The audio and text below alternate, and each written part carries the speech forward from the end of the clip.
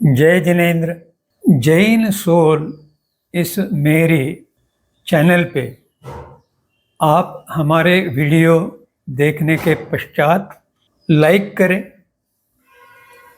Subscribe करें और notification bell icon दबाएं, जिससे आपको हमारे वीडियो की सूचना सबसे पहले प्राप्त होगी। और आप हमें हमारे वीडियो के नीचे दिए गए पेज पर भी फॉलो कर सकते हैं। जय जिनेन्द्र। जैन दर्शन का ज्ञान केवल ज्ञानी को जो प्राप्त हुआ वह अनंत है, परंतु सामान्य व्यक्ति इस अनंत ज्ञान को ग्रहण नहीं कर सकते। अतः प्रचलित ज्ञान जो भगवान महावीर के या किसी भी तीर्थंकर के काल में गणधरों के माध्यम से होता है, वह केवल ज्ञान नहीं होता, परंतु उसमें मति ज्ञान, श्रुत ज्ञान के साथ अवधि ज्ञान और मनःपर्यय ज्ञान, ये चारों ज्ञान जो है वे बहुत उच्च मात्रा के होते हैं और उसमें से बहुत सारे विज्ञानों को स्पष्टीकरण किया जाता है। पहला मुद्दा ज्ञान मीमांसा, इसको अंग्रेजी में एपिस्टेमोलॉजी बोलते हैं, और इसमें इन पांचों ज्ञान का विश्लेषण किया जाता है। अब इस विशाल ज्ञान में पहला जो ज्ञान है वह है विश्व रचना विज्ञान, अंग्रेजी में कॉस्मोलॉजी। अब यह विश्व रचना विज्ञान जो है यह बहुत गहरा है और जो आज उपलब्ध है यह बहुत थोड़ा उपलब्ध है। इस कारण उसके रूपांतरण करने में मेरे विचार से बहुत सारी भ्रांतियां उत्पन्न हुई है। इस कारण जैन दर्शन की विश्व रचना को आज के आधुनिक विज्ञान के द्वारा स्वीकार नहीं किया गया है। पर यह ज्ञान का दोष नहीं है। ज्ञान जो उपलब्ध था वह नाश होने से थोड़ा ज्ञान रहा और आधुनिक मानव की स्मृति मर्यादित होने से बहुत थोड़ा ज्ञान बचा। खगोल और भूगोल की भी यही परिस्थिति है और कितना विशाल ज्ञान था और कितना ज्ञान उपलब्ध है यह बताने का प्रयास यहाँ किया गया है।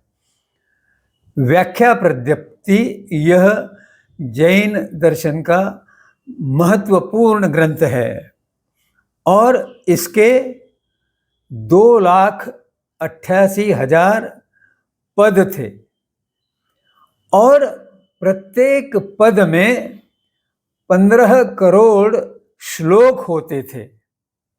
जो ज्ञान गणधरों को था उन्होंने ही उसकी रचना की थी, परंतु इस इतने विशाल ज्ञान से अब केवल 1,575 गाथाएं उपलब्ध है।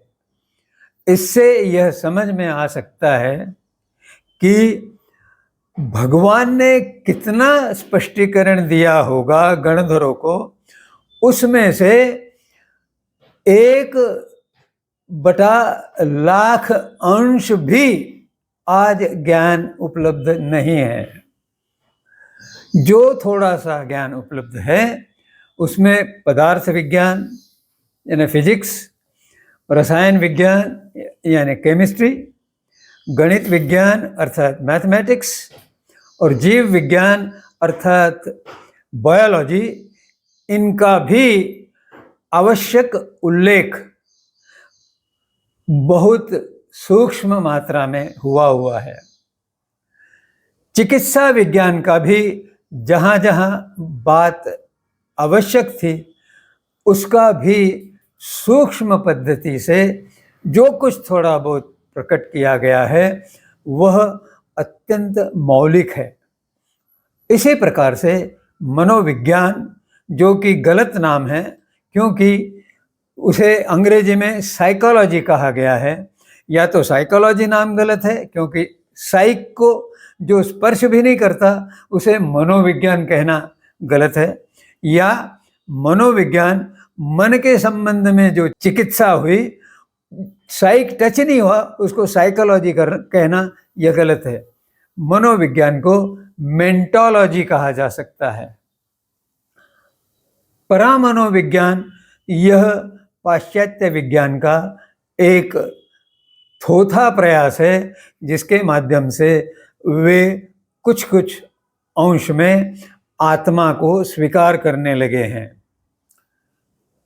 समाज विज्ञान यह बहुत बड़ा विषय जैन दर्शन में लिया गया है और उस आधार पे जो संस्कृति का विकास और मुख्यतः नीतिमत्ता शास्त्र जो बताया गया है वह बहुत ही महत्वपूर्ण और प्राथमिक है, क्योंकि इसके बिना गुणों का विकास हो नहीं सकता। वर्तमान में मॉरल का स्थान एथिक्स ने लिया है। इस कारण आज के समाज में विभिन्न प्रकार से केवल समस्या ये ही उत्पन्न हुई है। इसका कारण यह है कि मॉरल का स्थान एथिक्स ने ले लिया है, इसलिए औरों पे दोष डालना आसान हो गया है। कला भी बहुत विकसित हुई थी। ऋषभदेव भगवान ने पुरुषों के लिए 72 कलाओं का और स्त्रियों के लिए भिन्न 64 कलाओं का ज्ञान दिया था। और जो शिल्प कला है, आर्किटेक्चर या स्कल्पटिंग है, यह भी बहुत विकसित थी। और इसके देलवाड़ा टेम्पल और पालीताना में जो टेम्पल है, मंदिर है, उनके ऊपर जो कला की गई है, शिल्प निर्मित की गई है, उससे उसकी सूक्ष्मता और एक्यूरेसी का अनुमान होता है। जैन दर्शन एक उत्तम व्यवस्थापन विज्ञान है। मार्गरेट स्टीवनसन, इस लेखिका ने अपना ग्रंथ हार्ट ऑफ जैनिज्म में लिखा है कि यह भगवान महावीर के व्यवस्थापन का कारण था कि जैन दर्शन का अस्तित्व आज भी भारत में है, क्योंकि बुद्ध दर्शन भी भारत में ही उत्पन्न हुआ, निर्माण हुआ, परंतु आज यहाँ बौद्ध दर्शन का कोई अस्तित्व नहीं है।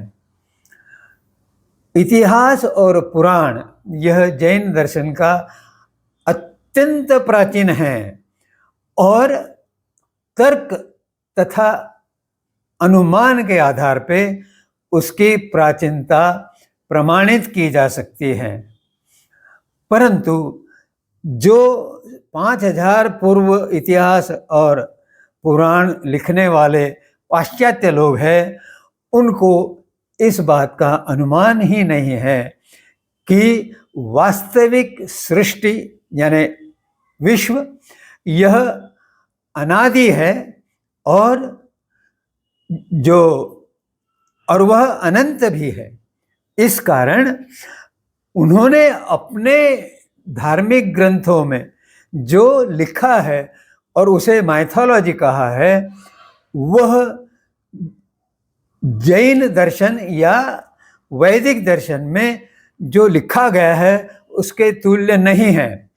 परंतु उन्होंने भारतीय पुराण को माइथोलॉजी नाम देकर अपनी माइथोलॉजी को ऊंचा उठाने का या पौर्वात्य पुराणों को नीचा दिखाने का क्षीण प्रयास किया है। जैन दर्शन सकारात्मक है। आज पाश्चात्य देश पॉजिटिव थिंकिंग की बात करते हैं, लेकिन व्यवहार में पूर्णतः नकारात्मक थिंकिंग उनका होता है और इसीलिए विश्व में हर प्रकार का प्रॉब्लम, समस्या उपस्थित है।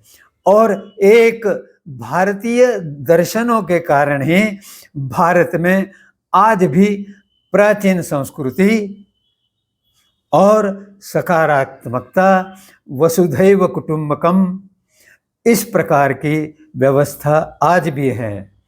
और भारतीय लोगों ने किसी पर आज तक आक्रमण किया ही नहीं, आक्रांता को भी अपने यहाँ आश्रय दिया।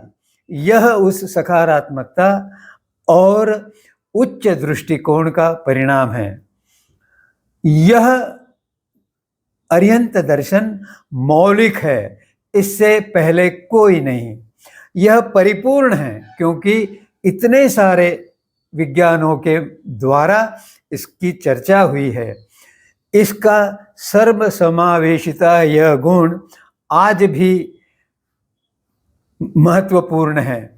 जैन दर्शन कहता है कोई भी व्यक्ति जैन बन सकता है अगर वह 7 दुर्व्यसनों का त्याग करके जैन दर्शन का अभ्यास करने लगता है। इतनी सारी बातें जैन दर्शन में प्रथम है और केवल जैन दर्शन में है कि जैन दर्शन को अद्वितीय कहना पड़ेगा, मानना पड़ेगा।